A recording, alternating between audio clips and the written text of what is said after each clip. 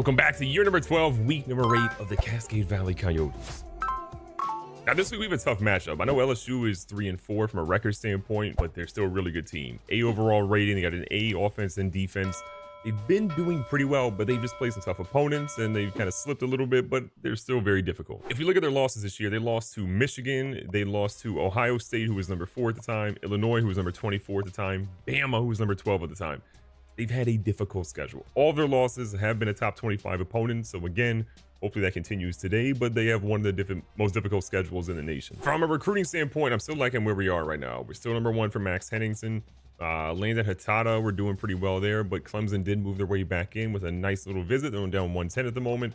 We've got Cortez Terry, who we're doing well on. Marshall LaChapelle, who I think we should lock this up pretty soon. We need a team or two to fall out, but I honestly feel like any day now he could be signing. And that would be the highest recruit I think we've ever signed, a 94 overall athlete. Well, maybe this guy's more than likely defense, but the highest defensive recruit we potentially signed. Jarvis King, Javon Ford. I mean, look, at all these guys are sitting in the number 1 spot. Now, Dominic Bell, we're working on getting there. We're getting closer. Still some work to be done. But we basically put 700 points into every single person we have because we know we've got to climb our way up. And these are the guys you want to try to have for the rest of the season. Moses Wiggins is an interesting guy. Projected to be behind the cutoff, but we are moving up a lot each week, so I feel like we've got a decent chance here. And just a reminder, the Coyotes are sitting number 1 in the entire nation from a recruiting standpoint. We are that team. How is SMU number 2? Iowa number 3? Okay, buddy, I see y'all. Y'all still trash though. Now from a top 25 standpoint, Michigan actually jumped us from 2 to 1, and I was frustrated first when I saw this, but they did beat number 3 Penn State at the time. They fell to number 9 at this point, so I get it. The committee's like, oh, we see that they're doing a little bit better, so we'll put them over Cascade Valley. But we'll prove them that they're wrong. The rest of the lineup ends up looking Michigan 1. We're at 2 now. Ole Miss goes from 4 to 3. Ohio State goes from 5 to 4. You got Auburn. Nebraska makes a jump in the top 10 for the first time this year. Penn State again fell down to number 9. SMU is cooking. We talked about their recruiting class. They are quietly cooking a very, very good team. 5-1 the year, number 13 in the nation. USC falls from 7 to 14 with a big loss against Nebraska, who's now number 6 in the nation. And then your top 25 finishes out with Florida State, Illinois, and Clemson.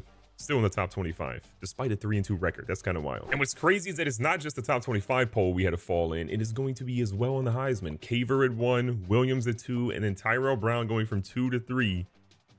You hate to see it. He's still having a very good season, but they're not giving him enough respect. I get he's getting the touchdowns, but they want to see more yardage. So it's time to get more yardage. So Cascade Valley rocking the McMervin uniform set is out here. And of course, the first pass goes to J-Bone for 18 yards. Now, I do want to point out that some of you are going to flame me and say, why do they have orange accessories? Before you even leave that comment, listen, I know, I get it. Unfortunately, I would have to edit every single player before the game and then every single player after the game if I wanted to turn that sort of thing away. I'm not doing that. So with these uniforms, they're going to have orange stuff. Deal with it. But these jerseys are called the McMervins as we're paying tribute to Coach McMervin and all the championships that he's brought to Cascade Valley. That's why we're rocking the black and gold, looking like a trophy. Overall, though, we do have 3 new jerseys. We have the McMervins, we have the Ghosts, and we have the Anthracite, a new version of the Anthracite here for 2024. You'll be seeing those over the course of the next couple of videos. Obviously, I want to make sure you guys see them. Oh, no, a fumble. Oh, that's not good. That's one of those tough situations. You can look good, but you may not play good because we, unfortunately, are going to fumble the pitch that was supposed to go to the running back, but it is what it is. Our guy's trying to play a little bit of a QB read option here. Oh my God, what a throw by Cameron Applefield. Threw our guy off. Jeremy, I'll answer that after the game. Remind me after this game.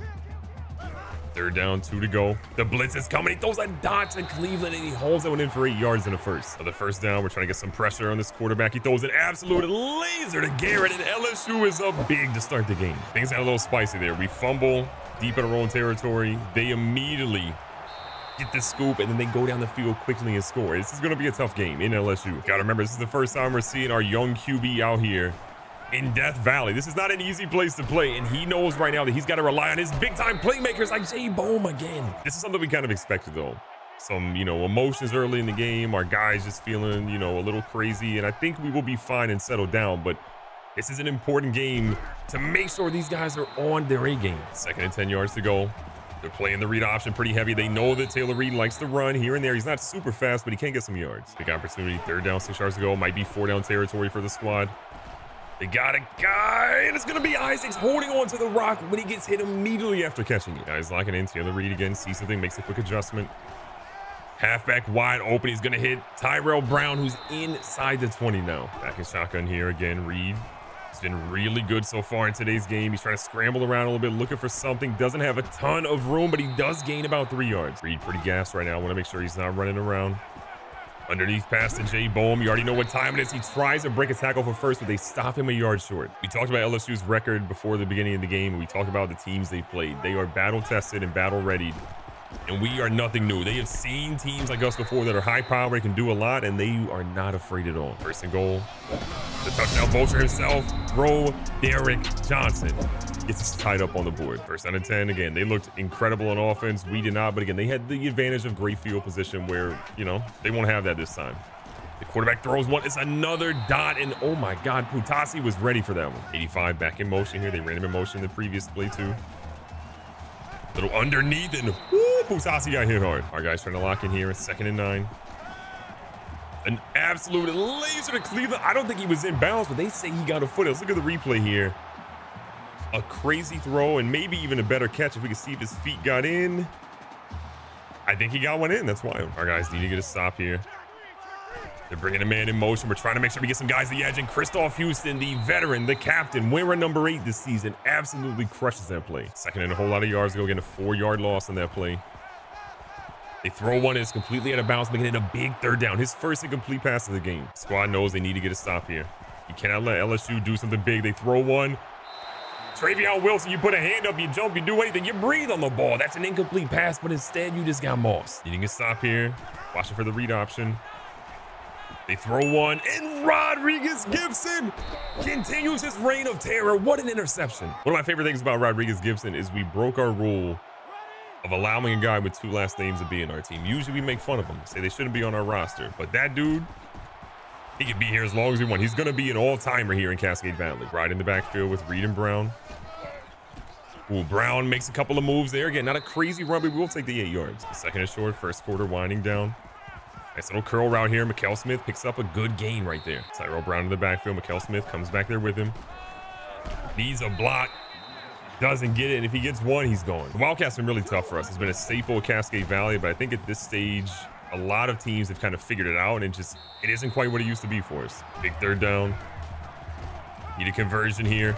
He throws one as he gets hit, and Jeremiah Butler hauls that one in, but what a throw by the true freshman Taylor Reed. Started the 2nd quarter. Jay Bohm is there, and he's in the end zone. Let's go. Cascade Valley takes the lead.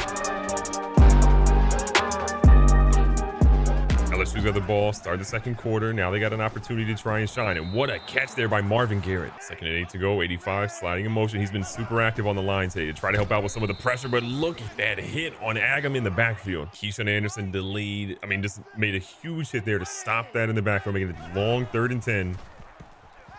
What does LSU do? They go underneath to Garrett. We got a couple of guys there, and they're going to stop him short, forcing a big punt. Now, we usually sim punts every time. Maybe every once in a while we actually go get the punt, but we sim this one, and there was a fumble that was recovered by LSU. So, I hate everything. So, unfortunately, that fumble, I believe, by Jay Bohm is now going to put LSU in a fantastic spot to try to get in the end zone, but what a tackle by Dino Gamble, because he might have went to the house. 2nd and 8. Applefield looking for something, finds nothing. Lanier's gonna try to bring him down, but he broke some ankles on the way to a 13-yard run. 2 guys in the backfield here along with Applefield. Still believe only 1 incompletion on the afternoon. He's throwing one deep. Manjiro got torched. He hesitated, and Putasi, he was in there. Doing our best right now to make sure that if LSU gets the ball back, they do not have a lot of time. We're trying to score, but take our time at the same token, and just Tyrell Brown fumbles. And we're going to hope that one gets overturned. That's our 3rd turnover here. The fumble on the punt. The fumble from Taylor Reed when he pitched it. And I forgot the other one. But we are in shambles right now. LSU absolutely came to play, and we have just got to find a way to stop them from getting any points on the board right now. Reminder, they get the ball at half. So we've got to come out here and do something. And what a stop to make sure that he gets no yards. LSU has 4 wide receivers split out right now. Could be a run, could be a pass. And they're just trying to make sure that if they turn it over, they don't give us the ball back with much time. Definitely seeing a pass lined up. Got a lot of guys cover. They check it underneath, and Cleveland gets only 4 yards. That'll more than likely take us in a halftime with a tie ball game here in LSU. This is a tough place to play and an even tougher team right now who's battle tested. Unsure as to why he's not hiking this football. He goes for a check down. I can't believe Winfield was able to even get to that one. Our guys just need to stop. They get a stop. We get the ball back. We can try to get a nice drive going. They go with the run. We weren't expecting this.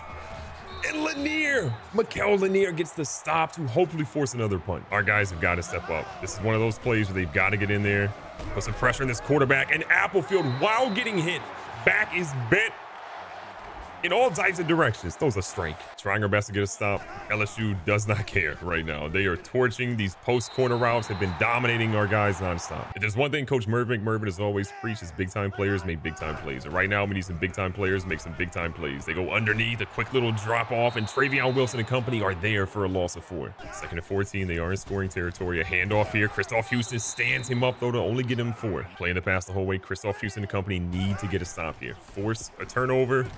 Or make them, oh my God, that ball was everywhere. Bounced off Travion Wilson's hiney so many times. We thought it was going to be a quarter bouncing off his mother's hiney, but instead it falls nowhere.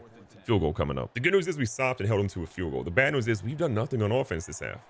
As good as our offense has been, we've had turnovers that have just been uncharacteristic of this team. And because of that, we are down 3 points to an unranked LSU team who has the toughest schedule in the nation, but it could be worse. Ohio State is getting dog walked by a Rutgers team that's played nobody. We started 4 for 4 in third down conversions. We are 1 for 4 since then. It has been a tough afternoon for Cascade Valley, and converting halfback screens haven't really worked today, but we finally got one in the open. Tyrell Brown gets checked at the line. We would much rather not have to kick a field goal here, but we will take the points. Our kicker has been great all season long. He continues to tie it up, but with 3 minutes left, we know that the defense, they've got to get a turnover for us ASAP. Send in the house again. They go for a halfback screen. Christoph Houston is going to lurk that one.